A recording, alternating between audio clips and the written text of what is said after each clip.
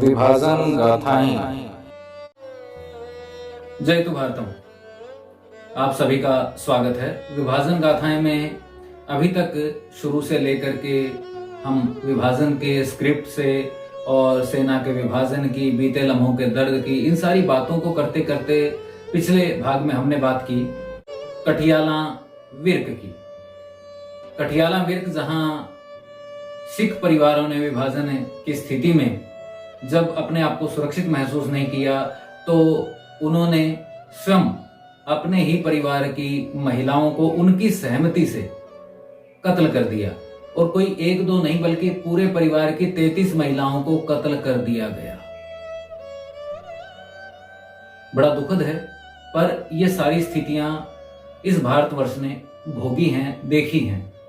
और अंत में भी जो वहां के एक पीपीपी के सांसद थे ने बताया था कि किस तरह से कठियाला विर्क की सिख परिवारों की महिलाओं के शव संदूकों में मिले थे, जिनका संस्कार है, जिनको चिता में जलाने का काम बाद में पीछे के बचे हुए लोगों ने किया था। अब उसके बाद आगे बढ़ते हैं। बंदूक के बदले रोटी, यह एक संस्मरण है जो डॉक्टर चंद्र त्रिखा ने लिखा है, पर उनको उनके पिताश्री स्वर्गीय गणपत राय त्रिखा जी के द्वारा जो बताया गया किस तरह से वो पाकिस्तान से भारत आए, उस कहानी को प्रस्तुत करता है, उस संस्मरण को प्रस्तुत करता है। इस आलेख में स्वर्गीय श्री गणपत राय त्रिखा जी के द्वारा उस समय की स्थिति का वर्णन किया गया है, किस तरह से वो पाकिस्तान से भारत आए। हमारा गृह स्थान पाकपटन था, इसे लोग पाकपटन शरीफ भी कहते थे। हम लोग ब्राह्मण वर्ग से थे, कुछ परिवार कर्मकांडी भी थे। परंपरागत पूजा पाठ अनुष्ठान की दक्षिणा से भी कुछ ब्राह्मणों के परिवार सम्मानजनक ढंग से चलते थे, मगर हमारे परिवार में कर्मकांड या अनुष्ठान की दक्षिणा का कोई धन नहीं आता था। एक कारण जमींदारा था और दूसरा कारण घर में पिछली 5 पीढ़ियों से आयुर्वेद का बोलबाला था। बुजुर्ग बताते थे 5 पीढ़ियों पहले पूर्वज महाराजा रणजीत सिंह के दरबार में आयुर्वेद चिकित्सकों की मंडली में शामिल थे। उन्हीं दिनों एक जर्मन चिकित्सक डॉक्टर हानिंगबर्ग रणजीत सिंह के दरबार में नियुक्त हुआ था। मूल रूप से यह पशु चिकित्सक था, मगर उसे होम्योपैथी का विशेष ज्ञान था। बताते हैं कि डॉक्टर हानिंगबर्ग होम्योपैथी चिकित्सा प्रणाली के जनक डॉक्टर सैमुअल हैनीमैन का एक शिष्य था।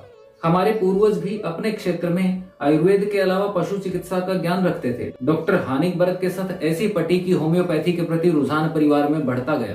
पूर्वजों की बताई बातों के अनुसार महाराजा रणजीत सिंह के पेट के अल्सर का इलाज जिन चिकित्सकों ने किया था, उनमें हानिंगबर्ग भी थे और हमारे पूर्वज भी। उन्हीं दिनों पुरस्कार स्वरूप जमीनें मिली थी और राजवैद्य का रुतबा भी। बहरहाल 5 पीढ़ी पूर्व जो हजारों एकड़ जमीनें मिली थी, पीढ़ियों में बढ़ते बढ़ते वह सैकड़ों एकड़ में पहुंच गई।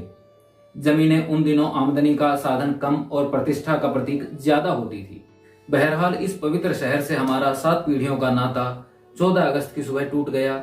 मेरी पत्नी कौशल्या व भाभी शांति देवी तंदूर पर रोटियां लगा रही थी। सब्जियां बन चुकी थी। कई दिनों से अफवाहें तो फैल रही थीं कि दंगे होंगे, मगर सबको यकीन था कि दंगे के दिनों में 2-4 रोज इधर उधर होना पड़ सकता था। पुश्तैनी घर जमीनें नहीं छूटेंगी। मैं उन दिनों मार्केट कमेटी का सेक्रेटरी था। मेरे सहयोगी हेड क्लर्क अली अहमद खान माने का बेहद भरोसेमंद दोस्त थे। घर वाले कहते कि यदि चंद दिन इधर उधर होना भी पड़ा तो अली अहमद खान अपने आप बंदोबस्त कर लेगा। बीती रात अली अहमद खान आया तो अच्छी खबर नहीं लाया था। उसने बताया कि उसके अपने मोहल्ले के ही कुछ सिरफिरे मुसलमान युवक हथियारबंद हो रहे थे। उन्होंने हिंदू परिवारों के जिन अच्छे मकानों की निशानदेही की थी, उनमें हमारा घर भी शामिल था। उसने अपने तौर पर युवकों को हमारा घर फहरिस्त में से काटने को भी कहा था, मगर उनका कहना था कि यह फहरिस्त उन्हें ऊपर से मिली है। ऊपर से उनकी मुराद मुस्लिम लीग के दफ्तर से थी। अली अहमद खान का कहना था कि हम सबको थोड़ा सामान बांध लेना चाहिए और सुबह मुंह अंधेरे ही किसी काफिले में शामिल हो जाना चाहिए। वह चाहता था कि हम सबको अपने घर ले जाए, मगर डर था कि उसके मोहल्ले के सिरफिरों को पता चल गया तो वह अपनी जान देकर भी कुछ नहीं कर पाएगा। बहरहाल वह वजिद था कि हम तैयारी करें और हिफाजत वाली जगह तक वह खुद सारे परिवार को छोड़कर आएगा। उसका यह भी कहना था कि हालात जल्दी ही काबू में आ जाएंगे और हम सबको वह खुद वापस लेकर आएगा। तय हुआ कि वह वापस जाकर एक बार सिरफिरों के इरादों की तस्दीक करेगा, फिर अगर खतरा लगा तो सुबह मुंह अंधेरे ही अपने 2 हथियारबंद मुलाजिमों के साथ आ जाएगा और सारे परिवार को किसी मजबूत काफिले तक खुद छोड़कर आएगा। उस रात हम लोग उसी उधेड़बुन में रहे कि क्या सामान बांधे, क्या ले जाएं साथ। क्या यह हुआ कि घर के जेवरात और कुछ नगदी अली अहमद खान को सौंप देंगे, जब लौटेंगे तो सब मिल ही जाएगा। मगर तब तक बड़े भाई साहब गुरदयाल जी गांव से नहीं लौटे थे। आखिर तय हुआ कि उनके आने पर माँ की रजामंदी से फैसला होगा। तभी गांव का कारिंदा आया और उसने सूचना दी कि भाई साहब रात को नहीं आएंगे, सुबह ही लौटेंगे। माँ दिलेर व भाग्यवादी औरत थी। उसने फरमान सुना दिया, जो कुछ है उसे स्टोर में बंद करके जाएंगे। अगर मुकद्दर हुआ तो वापस लौटकर संभाल लेंगे, और अगर मुकद्दर ही खोटा हुआ तो क्या जेवर और क्या जायदादें। कुछ तो राम जी को भी करने दो, सारे फैसले तुम ही करोगे क्या। परिवार में 3 बेटियां थीं। 2 बड़ी बेटियां भाई साहब की थीं, 1 बेटी और 2 बेटे मेरे पास थे। हमारे पास एक फुफेरे भाई भी रहते जो जन्मांध थे। वह सदा भाई साहब के साथ गांव चले जाते, कई बार गांव में ही टिक जाते तो कई बार शहर लौट आते। हमारा गांव ब्राह्मणी वाला शहर के लगभग 18 से 20 मील दूरी पर था। भाई साहब सुबह सुबह गांव से लौटे, घोड़े की पीठ से उतरते ही भीतर लपके और बोले, हमें अभी निकलना होगा। भाभी को घोड़े पर बैठाना शायद मुश्किल हो, उनके लिए साइकिल के कैरियर पर एक गद्दी बनाओ, उन्हें पीछे बैठाओ, जल्दी करो। बस 2-4 कपड़े, माला, हनुमान जी की छोटी मूर्ति उठाओ और थोड़े से पैसे जेब में ठूंस लो। एक ही सांस से ढेरों आदेश देकर भाई साहब ने घर के पीछे की गौशाला से गौओं को मुक्त किया, उन्हें सारा चारा डाला, पीठ पर हाथ फेरा, फिर कबूतरों व तोतों को पिंजरे से आजाद किया। गौओं की पीठ पर हाथ फेरते हुए वह सुबकने लगे। माँ ने डांटा, दिल छोटा नहीं करते, हमने जल्दी ही वापस लौट आना है, 4 दिन की बात है। पकी रोटियां तंदूर पर रखी थीं। भरजाई जी ने कुछ रोटियां कपड़े में लपेटी, थोड़ा अचार लिया, गुड़ की ढेली ली, 2 प्याज उठाए, कमंडल में पानी भरा, उसमें 2-4 पत्ते तुलसी के डाले और बोली, लो मैं तैयार हूं। बदहवासी के आलम में सबने घर के कोने में स्थित मंदिर में माथा टेका। पहले मैं निकला बाहर देखने के लिए। मैंने सबको बाहर निकलने का इशारा किया। सभी भारी कदमों से बाहर आए। भाई साहब ने मुख्य द्वार पर ताला जड़ा और चाबी छत पर फेंक दी। बोले, लौटे तो छत पर चढ़कर उतार लेंगे, न लौटे तो चाबी रख के भी क्या करेंगे। माँ ने जल्दी जल्दी में सारे जेवर व नकदी दीवार के एक छेद में से भीतर सरका दी। बाद में छेद से कपड़ा ठूंसा, बाहर से मिट्टी का लेप किया और सब राम भरोसे कहकर बाहर निकल आई। भाई साहब ने एहतियातन बंदूक उठा ली। तभी अली अहमद खान माने का दौड़ा दौड़ा आया।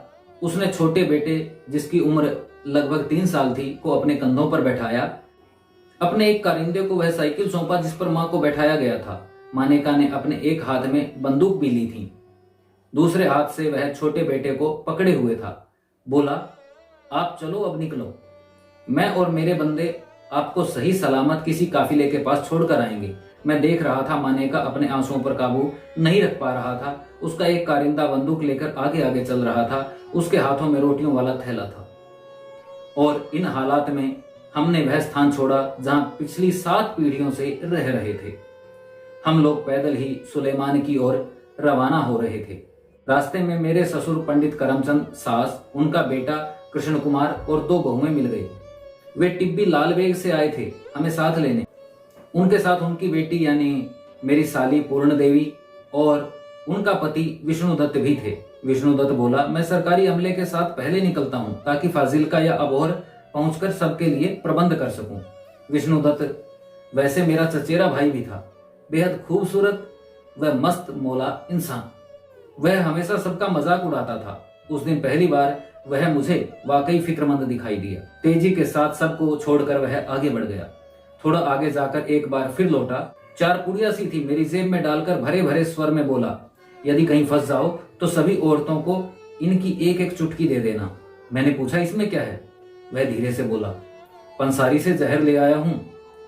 औरतों को उन कमीने दंगाइयों की वहशियत से बचाने के लिए यही अचूक उपाय है। मैं सर से पांव तक कांप उठा।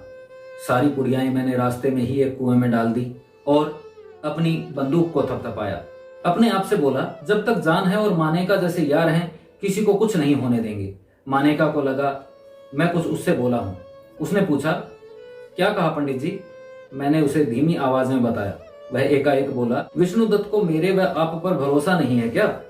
उसे ऐसी बात सोचनी भी नहीं चाहिए थी। मुसीबत पड़े तो अपने आप और अपने अल्लाह पर यकीन रखना चाहिए।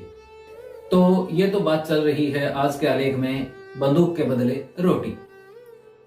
किस तरह से लोग अपनी जान बचाने के लिए प्रयास कर रहे थे और क्या जद्दोजहद उनके दिमाग में चल रही थी। बंदूक के बदले रोटी का शेष भाग अगले एपिसोड में हम आपको जरूर सुनाएंगे। तब तक के लिए अनुमति, नमस्कार।